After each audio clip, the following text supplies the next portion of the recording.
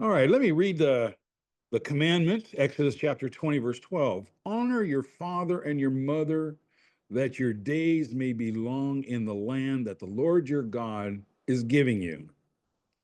We're going to start this with the first word, honor. What does honor mean? Well, in English, it means to have a high regard, respect, or esteem given to one for their achievement or position. First thing we need to notice, and this is something I stress a lot in my teachings, is if you have an abstract word, this is going to be a word that you cannot draw a picture of. You can't see, hear, smell, taste, or touch it. Then you need to redefine that word with a more concrete word, which is what we're going to do here with this word. But first, let's take a look at how the Hebrew word is the verb kavad, kavad. And it's used in this verse, and I'm going to read this verse.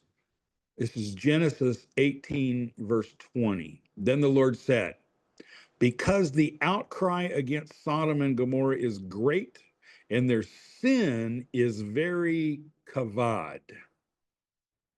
Their sin is honor? No. So honor is a very bad translation of this word because, yeah, it fits in Exodus 20, verse 12. It'll work there, but it won't work in other verses. So why use that word? Why not find a word that's better that fits in both places? And that word happens to be the word heavy, to be heavy. That is the literal meaning of the Hebrew verb kavad. The problem is that the translators want to fix the text for you. They want it to be easily read by you. In other words, you don't have to, if you were to read that, make your father and mother heavy, okay? Make your father and mother heavy. If that's the way they translate it, you're not going to understand it because you don't think Hebraically. We in our modern Western world, we have a certain way of thinking and we're comfortable with that. And so the translators, they basically not only are translating the Hebrew into English, but they're translating concepts from Hebrew concepts into English concepts or modern Western concepts. And when you do that, well, you've heard of the expression lost in translation. So if our objective with these studies is to be able to learn how to read the text from a Hebraic perspective. Now I'm presenting you with materials, and you can sit back and go, "Oh, that's cool," and then when it's over, go on your merry way. Or you can take what you're learning here and apply it into your own personal studies. Okay, so if it now means heavy, and we understand that make your father and mother heavy, what that means from a Hebraic perspective is to give it weight, give them weight, give them substance to their what they tell you or their actions. You know, you consider them important. Okay, let's put that word heavy in the other verse I read. Because the outcry against Sodom and Gomorrah is great, and their sin is very heavy. There's a word that comes from this word kavad, meaning heavy, and that's the noun keved, which is the liver of the body, the liver. The liver happens to be the largest and heaviest organ in the body, hence its relationship with kavad. Now, how do we honor our father and our mother? Well, there's a clue in Proverbs 1, verse 8. And we're going to take a look at this verse and look at it a little bit of detail. Hear, my son, your father's instruction, and forsake not your mother's teaching. The first word there is the word hear. To listen, it's the verb shema. You might be familiar with that word in what's called the Shema. Hear, O Israel, the Lord our God, the Lord is one. The Lord our God is echad, echad, one. So hear, but it doesn't mean just to listen, not just to open your ears and listen to it, but also this word has the idea of responding appropriately to it. If your parents give you a a direction to do something, then your responsibility is to respond appropriately to that, and that's to do that. The same thing when it says when like David cries out to God, "Hear me, O Lord, hear me."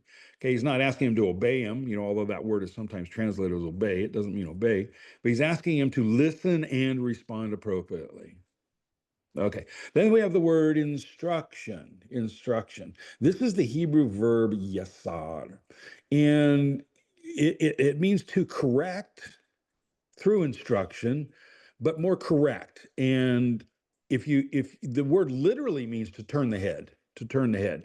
In other words, if let's say you have a student, he's heading in one direction, that's either literally, physically walking in one direction, or mentally or philosophically heading in one direction, and you think that's the wrong direction, to correct him, you turn his head and you point him in another direction. Okay, that is yasar. Then we have teaching, the teaching. This is the word Torah, Torah, which we usually translate, it's usually translated as law, but in this case, I guess they didn't feel comfortable not your, forsake not your mother's law.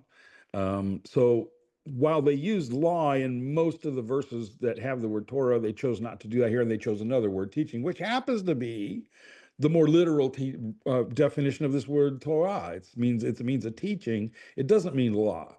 We look at law, the word law, as a set of instructions and rules by a government that's set down, and if you violate them, you are punished. Okay, that's law. That's not Torah. Torah is way different from that, or something very different.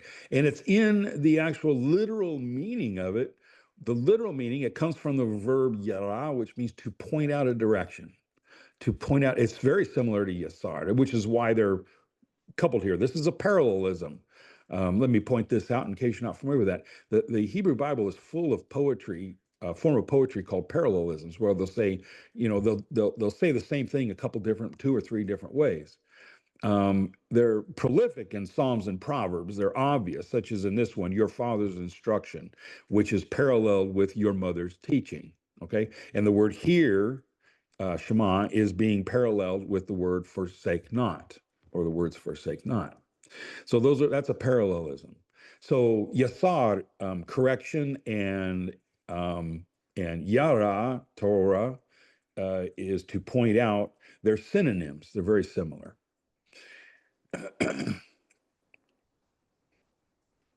Now let's go back to the commandment where it says, honor your father and your mother, that your days may be long in the land. Long in the land.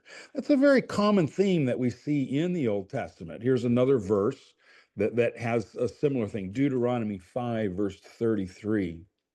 You shall walk in all the way that the Lord your God has commanded you, that you may live and that it may go well with you, that you may live long in the land that you shall possess. There's many other verses that talk about a long life, living long in the land, et cetera, et cetera. And I present to you that I believe that this is the concept, the biblical concept of salvation. Now, when we hear the word salvation as Christians, not everyone in here is Christians. I don't necessarily even consider myself a Christian, but New Testament followers, those who follow the New Testament. And when we see the word salvation, our mind immediately goes to uh, being saved from this earth and going to heaven. Okay.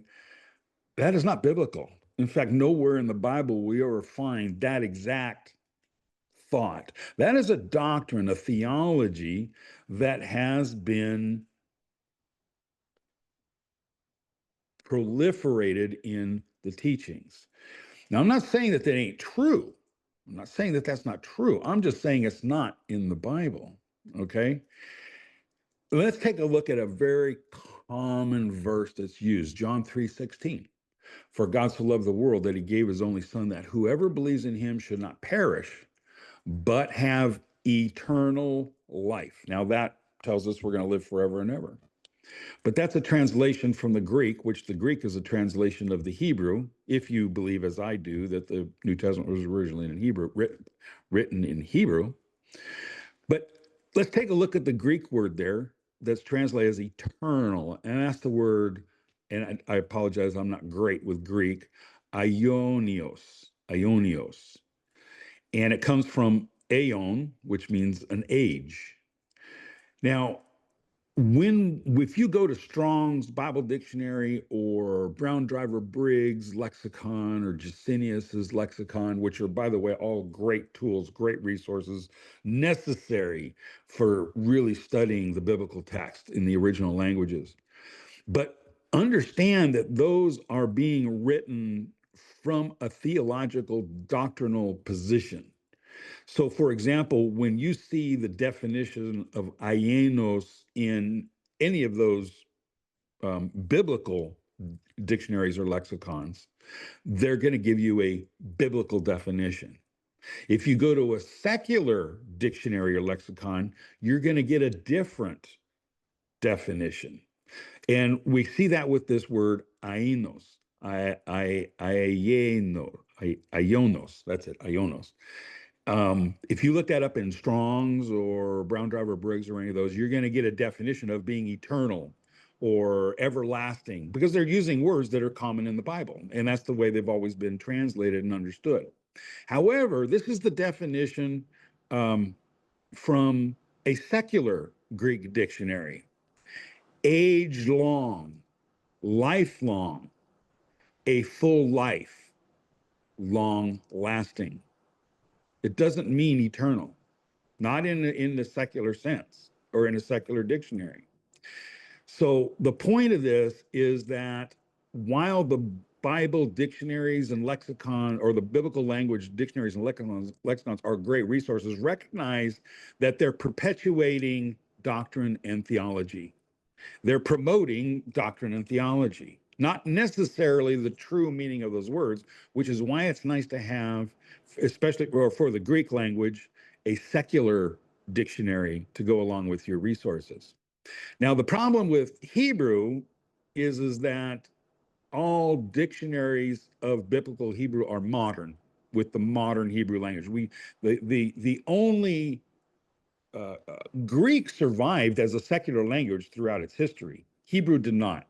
Hebrew ended as a secular, or as their lingua franca, their day-to-day language, in the second century AD, second century AD. And at that point in the diaspora, when they sent out to other nations, they just simply adopted the languages of other nations. And the Hebrew then was relegated to religious and doctrinal settings, yeshivas and synagogues, etc. And so there's no secular dictionary for Hebrew 2,000 years ago, like we have for Greek.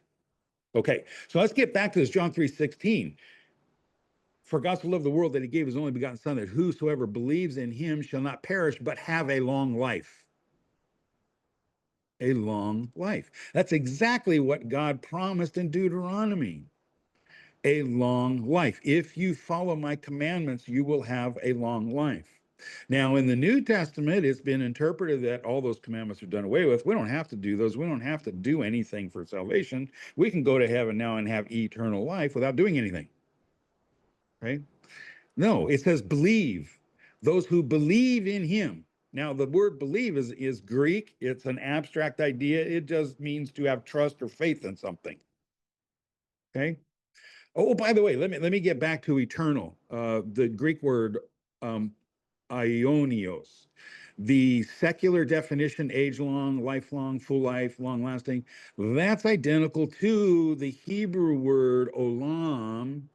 Okay, now, if the New Testament was originally written in Hebrew, which I believe it was, then the word there would have been olam in Hebrew. And olam means the same thing. It means a distant time or place. Olam, a distant time or place. I like to call it concretely, I like to understand it as beyond the horizon. Something that's very far off and unperceivable, and it's just over the horizon. Okay, that's olam. That's oionios in Greek. Okay, just beyond the horizon. Um, uh, okay, so that's what I was going to say is Hebrew words that are dealing with time or space deal with, or those Hebrew words that deal with space also deal with time. All the Hebrew words that describe uh, spatial, how do you say that? place, a place, physical place, are also used for time. So let me give you an example. Well, we have olam as an example, which can mean beyond the horizon, physically far off, or it can be a distant time in the distant past or the distant future. Okay, it doesn't. Although this word is also is translated as eternal or everlasting, that it doesn't mean that. It just means a very long time, a distant time or place. The word Reshit in Genesis 1:1 is translated as in the beginning. That's time. Reshit can be a place too, the summit, the high place, the summit. Kadem is the east, or it's ancient. In time, it's ancient. In space, it's the east, which every single Hebrew word that deals with space also is used for time. I find that fascinating, especially since now we know in science that space and time, according to scientists, are the same thing. It's called the space-time continuum, and they're interconnected. They can't be separated. I find that fascinating. Evidently, the Hebrew language somehow knew that 4,000 years ago. Okay, anyway, getting back here to for God to love the world that he gave his only begotten son, that whosoever believes in him. That word believe in Hebrew is aman, the verb aman. It means literally to be firm in something, to give support to something. This word is translated as there's a passage in Isaiah where it talks about the tent stakes being driven into firm ground. Well, what does that mean? It means to support him, it requires an action. Let's go back to the commandment that we started with. Honor your father and your mother so that your days may be long, so that you may have salvation. Here's salvation, which according to the biblical text is having a long life. In order to get that, you must do something. You must do something. So in John 3:16, it's a verse that I believe is taken out of context by so many people because they're looking at it from a Greek, modern Western perspective. And it should be understood from a Hebraic ancient Eastern perspective. We need to be reading our Bibles from that perspective.